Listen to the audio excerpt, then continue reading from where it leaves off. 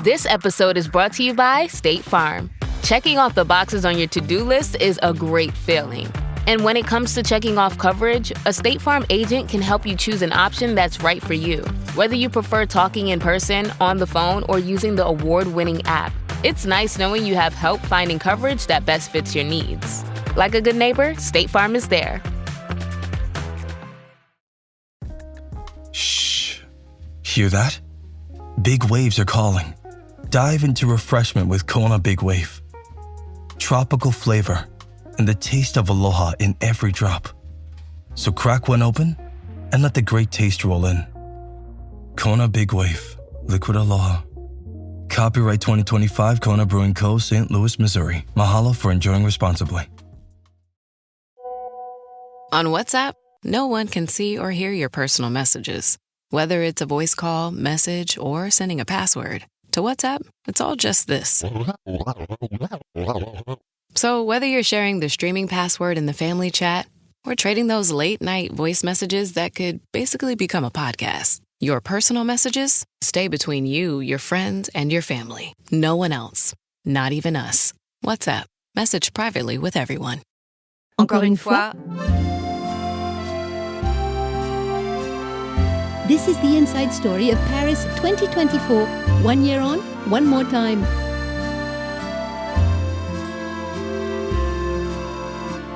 The gold medal and 2 bronze literally feels like gold. I'm really proud for how I conducted myself on the track. Team GB won 65 medals here at Paris 2024, but 14 golds leaves them in 7th place in the medal table, their lowest position in 20 years. Bryony Page and Alex Yee will carry the Union flag at the closing ceremony tonight at the Stade de France. This is Encore Une Fois, the inside Paris story from Anything But Footy.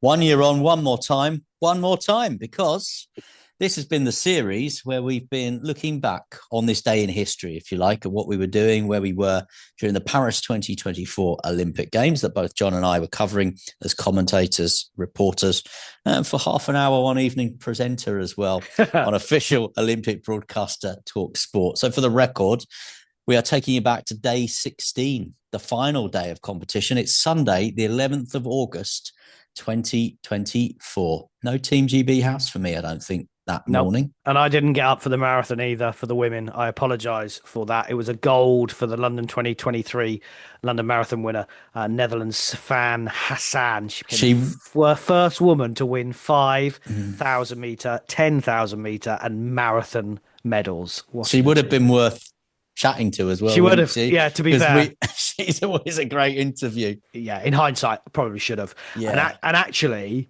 that day started off quite badly again for Team GB because Kate French, who was the defending champion in the modern pentathlon, we were hoping that she would get another gold or another medal, and she was third overnight. She pulled out through injury. I think when I was I was going back to the Arena Paris Sud, so the South Paris Arena, where I'd gone for handball just 2 weeks before with my son and wife. I was going back to there because that's where the weightlifting was going, and I remember walking there and getting these alerts from Team GB saying actually she's pulled out through injury. So it really wasn't the best of games in terms of some of the other stories that Team GB were talking about and dealing with that we have mentioned in the last few episodes. Yeah, Joe Ankia, it was for Talk Sport, who made the trip out to Versailles for the modern pentathlon. I loved just having Joe on the team, just a get up and go attitude, and she was brought in initially. Obviously, we've mentioned previously her background was as an athlete who narrowly missed out in not qualifying for the Olympics herself as a steeplechase runner in 2008. So we knew that she would offer fantastic insight in athletics, and we had a trackside every morning, and she did a little bit of co-commentary as well. She obviously for television has covered loads of boxing. So the plan was that she was going to be all over the boxing, and she was all over the boxing, getting the only English language interview, as far as we know, with Iman Khalif after her gold medal. And as the games, we've spoken about this before, as the games kind of wound down, and obviously from a boxing point of view, there were less stories to tell from a Team GB point of view. Joe was just like, right, where am I going to go today? What am I going to do? What's my story today? Let's go breaking. Let's go to beach volleyball. It's the men's basketball tonight. Let's go and see the dream team. And yeah, off she trotted to Versailles, which, as our other colleague Katie Shanahan had already let us know when she'd gone there for the first gold medal right at the start of the games, was not an easy place to get to. But off Jo went, hoping we were going to have the similar success as we did in Tokyo with 2 modern pentathlon gold medals in Tokyo, Kate and Jo Chung, but it wasn't to be. So that was where Jo went. You, as you said, were off to weightlifting to see Emily Campbell, and I went to complete my cycling discipline. So I'd started with some road with Anna Henderson in the time trial. I'd seen mountain bike with Tom Pidcock, got a gold medal. So I've seen a silver and a gold.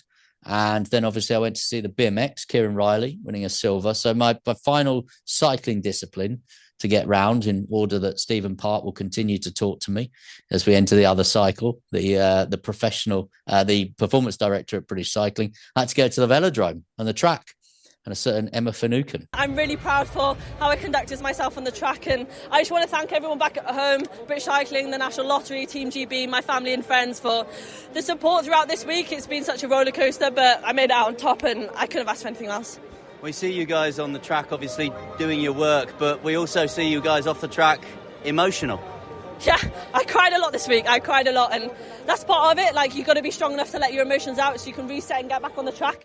Emma Finucane was one of the stars of the games from a British point of view, won that gold and 2 other medals, the bronze, as you say, in the women's sprint, her 3rd medal of the games. I'm not going to put this hat on her, but I am going to put this hat on her. She could be the next Dame Laura Kenny. That's how good she could be. Yeah, and the fact that a lot of people are talking about the fact she could have come home from those games with 3 gold medals, which not even Dame Laura Kenny could come back from a single games with three gold medals. So yeah, a lot of people were sort of suggesting that might happen. She came back with three medals. That was a bit of history. Hadn't happened for a British woman at a single Olympics since the 60s. And it was funny when we were chatting to her. She said that it'd been the most emotional that she'd felt, and she said she'd cried a lot during the week. And I think that was a little bit of a theme for me that emerged during the games, was having had the opportunity for the first time to see these athletes so up close and raw straight off the field of play. Because when we'd been at Olympic Games before and we hadn't been rights holders, we were only ever really seeing them a few hours later at the earliest. Usually it'd be the next morning.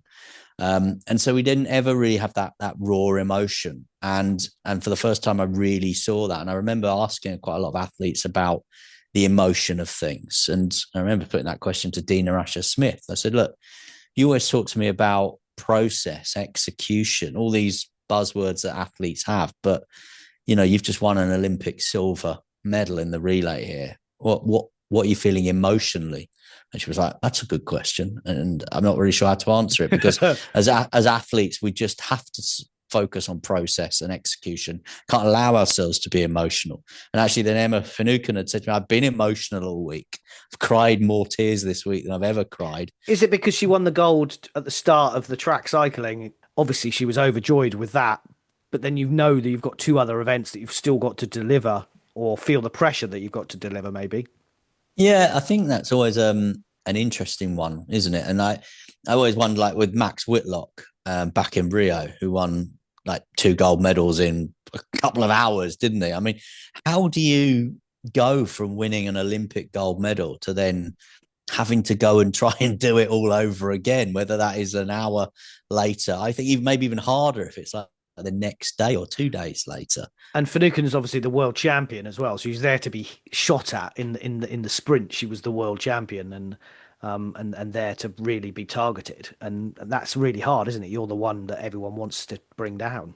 I think what British Cycling give these athletes is the tools to cope with all eventualities, if you like. And I think that's one of we know historically that, about marginal gains and all the rest of it. And obviously we also know the system of sport in this country has evolved now, that it's not just about performance. It's also about looking after these these people's minds as well as their bodies. And I think, therefore, they do spend a lot more time now, the athletes, with the support staff, looking at different scenarios. If you were to win the gold that night, what can we do to put you in the best possible opportunity, whatever it is, a day later, 2 days later, to go again?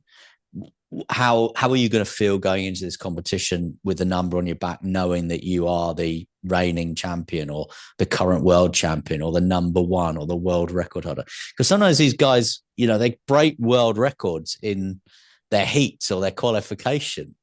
And then they still obviously maybe have a semi-final and a final to go as well. It's such a mental journey for these athletes. And we've talked sort of fairly flippantly about, at this point, we're clinging on, we're tired, we're exhausted. But the mental toll that the athletes go through, in all seriousness, to get to the games, then to be in the bubble of the games, to have so much riding on such finite moments of the games, just must be such a huge thing to undertake. Yeah, no, you're absolutely right. And we don't really understand what they go through. We can be told, and you can say, here are the processes, as you said to Dina Asher-Smith, but you just don't know it until you live through it. And the one doing it. So that was a medal from a Team GB point of view. I was, as I say, at the Paris South Arena. It was nice to go back, actually, on the last day. As I said, I'd been there a couple of weeks before, and it felt totally different, but it was nice to reflect. And after the event, I actually spent my afternoon in the broadcast media centre, main press centre, media press centre, and they were dismantling things. And I was working in the afternoon watching, I think, the women's basketball, and hoping for a big French win. In fact, I think it was one of those moments in the Olympics where it wasn't anything to do with Team GB, and it just caught my imagination. It was fantastic, to the point where they turned the tellies off midway through the final quarter, because they were packing up. So, but I'd been there to see another medal, and again, I think I'd learned from what we mentioned in the last episode with Caden Cunningham. I went there thinking that we would get a medal chance with Emily Campbell. She'd obviously won her silver in Tokyo in weightlifting. Again, like you said, with British cycling, she gets so much support from British weightlifting and Team GB. She's a real icon, Emily Campbell, from a British sport point of view. And I went there hoping that she could upgrade. But what I'd learned is I needed to watch some of the action and look at what is this going to be possible. And when I saw Li Wenwen of China lifting, I was like, this is not going to happen. There was some crazy numbers going on the bar, as Emily put it, wasn't there? The Chinese lifter, was the champion from Tokyo, and she was just going to win that title, and she retained her title. But Emily did brilliantly to bag her bronze medal. Yeah, it meant, of course, that you'd been there for medal number 1 for Team GB. Yes. And you'd been there for the last medal. And what was really interesting was, if you cast your mind back to the first episode of this series, we heard from Scarlett Mew Jensen and Yasmin Harper, and you said to them, after Great Britain won their first medal of the Games, how does this feel? They went nuts. And then on the last day, the last medal, you said to Emily Campbell, you're a 2-time Olympic medalist. And she went, when you put it like that, that's nuts. I'm here with double Olympic medalist Emily Campbell. Oh my gosh, that is nuts when you say it like that. Yeah. So what was the final tally? 14 golds, 22 silvers, 29 bronze, so 65 medals. So the same as London. One more than Tokyo in terms of medals won. But as we've mentioned throughout this series, 7th in the medal table, the lowest since Athens 2004 in the medal table, which is done on golds first. USA, China, Japan, Australia, France, and Netherlands. So 2 European nations ahead of us in the medal table, and we'd set our goal to be the top European nation.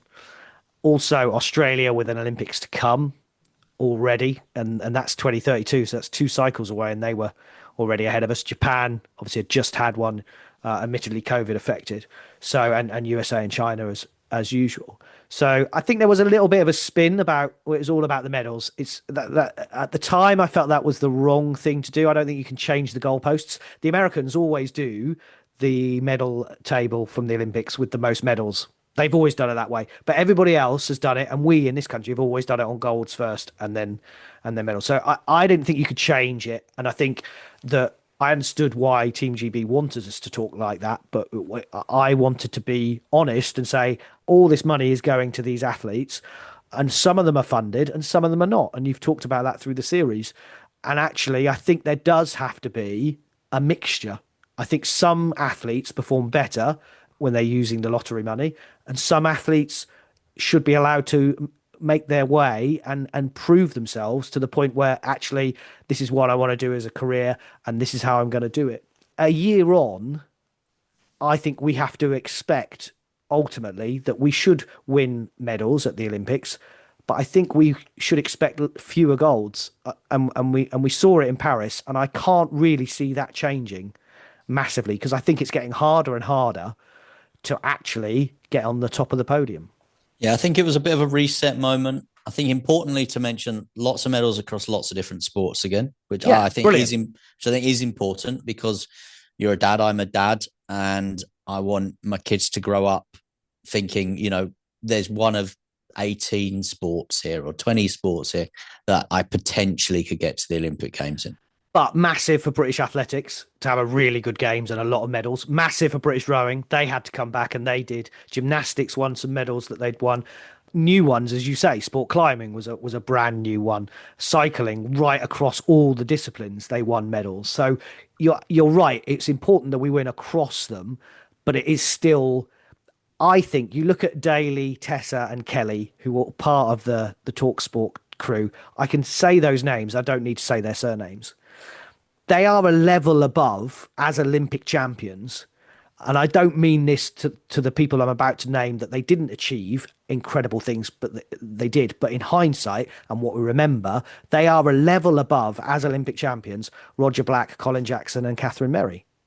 Yeah. Because they're all brilliant medalists, but they're not Olympic champions. They're not Olympic champions. And obviously, as Great Britain and Northern Ireland have got more successful at the Olympics, I think the achievements of what Roger Black winning a silver medal in Atlanta 1996 and basically made a career from that. I don't think that opportunity would exist now for a single silver medalist at an Olympic Games because there are just so many more medalists coming back with bronze, silver, and that elusive gold. And I still think, and I've used the word currency more than once in this series, that the currency of an Olympic medal is huge, better than any world, European, Commonwealth championships.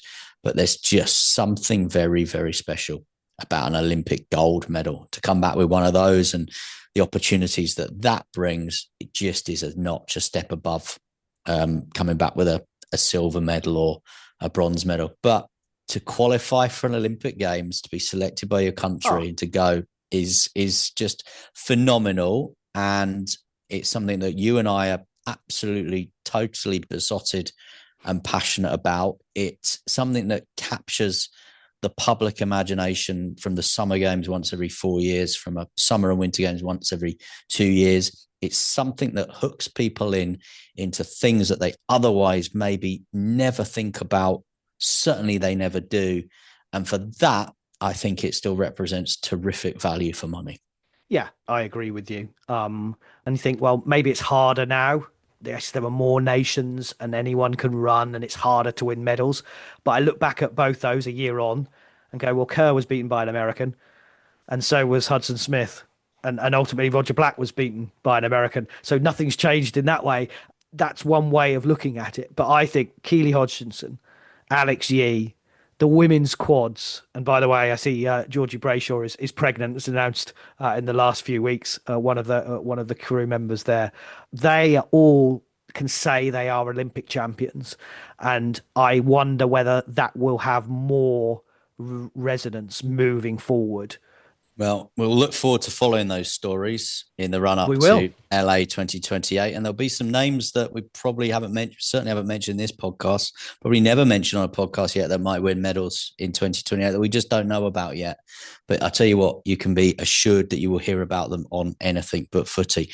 So the games were coming to a conclusion and we made our standard end of games choice, and that was not to go to the closing ceremony. I remember in Rio, I got offered the chance to go to the closing ceremony in Rio through some sponsor ticket or something, and I remember we were all in a hotel bar, funnily enough. There's a theme there.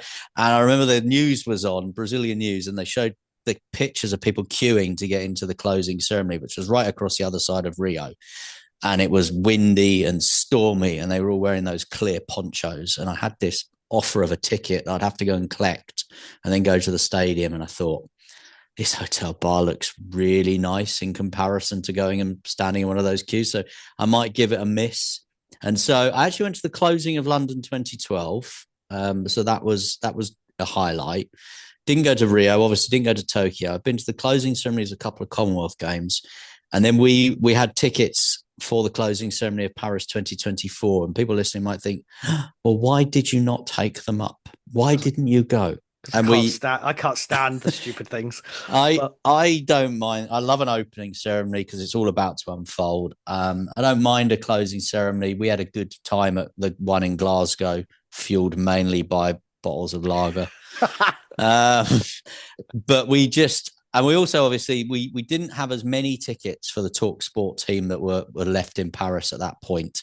And so some people were not going to get to go to the closing ceremony, whatever happened. And everyone that was out there, whether that was the producers, whether that was the engineers, the technical operators, the social media team, had all worked so incredibly hard. And I think what we needed to remember from a presenter, journalist, and all those other roles I've mentioned, we were the only two that had been on this rodeo before, really. For the rest of them, it was their first time in the Olympics. And there were a few people in the team that really wanted to go to that closing ceremony. And I think for our point of view, we were both tired. We both knew a good bar in Bercy. We did. With a very, very helpful owner that would have kept a table and would have had 2 Kronenberg 1664s cool and ready and waiting. Some French onion soup ready to go as well. I think it was the right thing for us to do, to say, look, you guys go and enjoy that closing ceremony. We'll watch it on the telly, and we'll give our final thoughts down the line. Which obviously with technology these days, you can broadcast from places like that. It was just nice to be together, but also be at a Parisian bar. As you said, just a great way to finish the games. It was everything that we'd hoped it would be, and we felt like we delivered. And it was just nice to reflect on that, have a couple of beers, we didn't go crazy because I had to get up the next day and go and do Team GB interviews back at Eurostar. But I had to go souvenir shopping, and you had to go shopping for mascots. And you mentioned that they were already taking stuff down around you on the last day. I went back to the main press centre the morning after, the Monday after, to go to the shop that was there. It had gone. I had to go wandering the streets of Paris looking for mascots to buy for my kids. But yeah, it was. I think it was just lovely just to end it. I think enjoying that closing ceremony in the same way that most people would enjoy that closing ceremony, and the way the Parisians were enjoying that closing ceremony. And it was great for us to go back to a little place in Bercy, which we'd frequented, gone to most nights, seen some of the staff there that we'd got to know. They'd got to know our orders, and see the pride on their faces at what Paris had delivered, because it was truly an incredible experience, and one that I will never, ever forget. No. Here, well said. Thank you for coming. It was good fun. Certainly was. Encore Une Fois, the inside Paris story from Anything But Footy. 1 year on, no more time.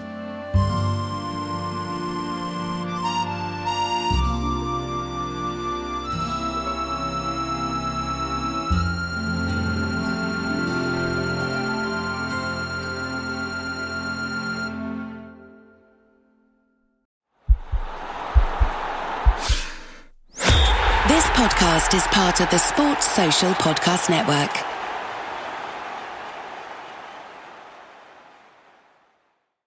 Hey everybody, it's Nicole Byer here with some hot takes from Wayfair. A cozy corduroy sectional from Wayfair?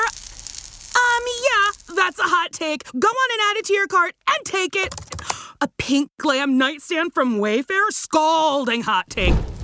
Take it before I do. A mid-century modern cabinet from Wayfair that doubles as a wine bar?